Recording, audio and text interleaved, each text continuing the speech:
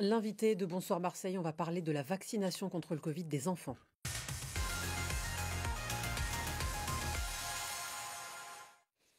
Bonjour docteur Jean-Michel Bartoli, merci d'être l'invité de Bonsoir Marseille. Vous êtes chef du service pédiatrie à l'hôpital Saint-Joseph. Depuis peu de temps, Bonsoir. les enfants de 5 à 11 ans sont éligibles depuis peu donc à la vaccination. Quel est votre avis? Qu'est-ce que vous conseillez aux familles qui viennent vous voir?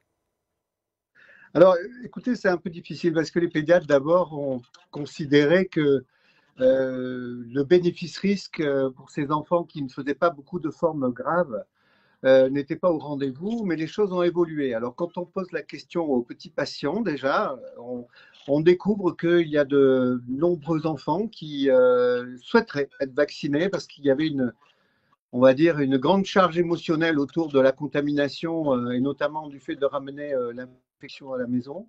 Ensuite, un deuxième argument qui risque d'être vrai, c'est que les variants vont petit à petit progresser, le réservoir des variants va progresser vers les enfants, donc avec potentiellement des formes graves, et ensuite pour pouvoir échapper aux fermetures de classe. Donc, on est petit à petit favorable à titre individuel à cette vaccination. En tout cas, si on nous pose la question, on n'est pas contre. Mais ce qui est important, c'est d'en discuter avec les enfants. Il faut leur expliquer. Et quelquefois, les parents qui sont opposés découvrent que leurs enfants sont favorables. Concrètement, une famille qui vient vous voir avec un enfant, par exemple, de 5 ans, qui pour lui, le Covid-19, c'est un sujet un peu flou, qui a aucune comorbidité, qu'est-ce que vous lui conseillez? Qu'est-ce que vous conseillez aux parents plutôt? Aucune comorbidité. Alors déjà, de façon collective, le Covid a entraîné de façon indirecte dans la population pédiatrique beaucoup de problèmes, hein, beaucoup d'anxiété, des problèmes de sommeil, des problèmes de scolarisation. Ça, c'est de façon indirecte. Donc, si on peut participer à on va dire, à l'amoindrissement de cette répercussion, sur les vaccinés, on peut imaginer qu'on quittera moins la classe. Ensuite, pour ce qui est du dernier variant, on ne sait pas encore quelles vont être les conséquences de ce variant qui indéniablement touche un peu plus la population pédiatrique, pas forcément de façon grave, mais avec une atteinte beaucoup plus ORL et notamment pour les nourrissons des difficultés à respirer, à s'alimenter. Et puis, vous savez, on a parlé il y a quelques mois des PIMS, qui sont ces atteintes inflammatoires quelques semaines après l'infection qui surviennent chez les enfants, qui avaient un peu disparu. Et là, il va falloir attendre quelques semaines pour savoir si cet Omicron, qui touche beaucoup plus la population pédiatrique, va entraîner ce genre de syndromes qui peuvent potentiellement être beaucoup plus sévères. Alors concrètement, vous avez parlé des bénéfices notamment psychologiques, vous nous rappelez cet aspect, mais quels bénéfices concrètement médicaux pour les enfants?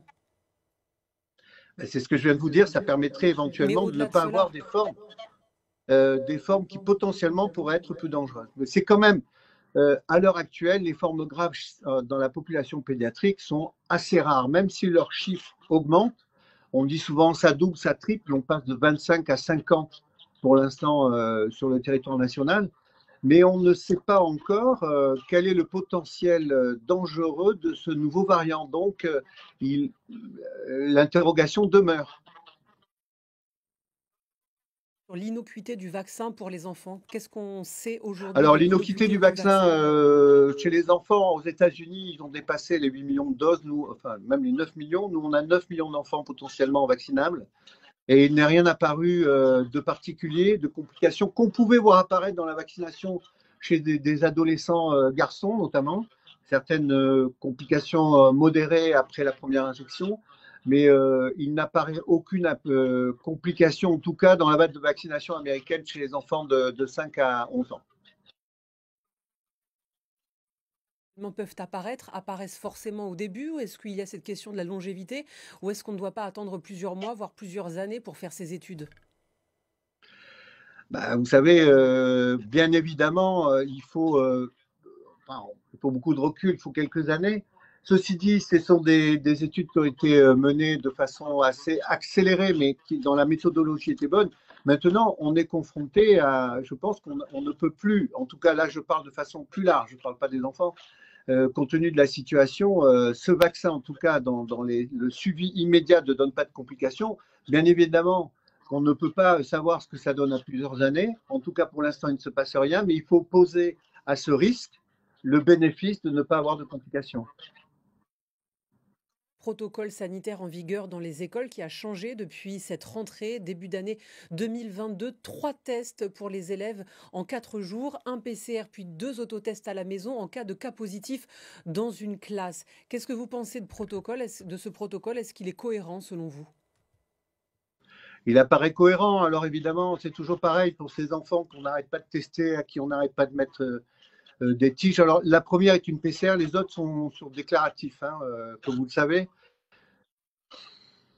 La plupart des contaminés que nous avons à l'hôpital et qui sont hospitalisés ont été contaminés par leurs parents ou par leurs proches et très très peu à l'école. Donc quand même la contagiosité entre enfants reste plus faible qu'à l'intérieur d'une famille où il y aurait beaucoup plus on va dire de contamination virale, notamment dans les familles non vaccinées évidemment où il y a une réplication virale qui est beaucoup plus élevée.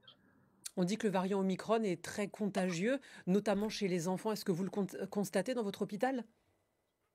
On commence, comme je vous disais, on commence à avoir des cas euh, sans qu'on sache exactement encore si c'est de l'Omicron ou pas pour certains.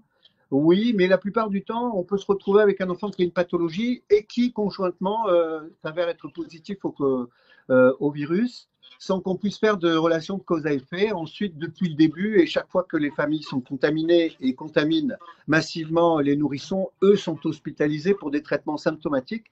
C'est-à-dire qu'il faut qu'ils puissent respirer avec un encombrement nasal important au ARL qui gêne les nourrissons. Il faut qu'ils puissent s'alimenter avec une forte fièvre. Donc on va leur aider, on va les aider à passer le cap. Après, pour le reste, pour l'instant, des formes très sévères, comme on peut en trouver chez l'adulte, pour l'instant n'apparaissent pas. Merci beaucoup, docteur Jean-Michel Bartoli, chef de service pédiatrie à l'hôpital Saint-Joseph, d'avoir été l'invité de Bonsoir Marseille. Tout de suite, la météo.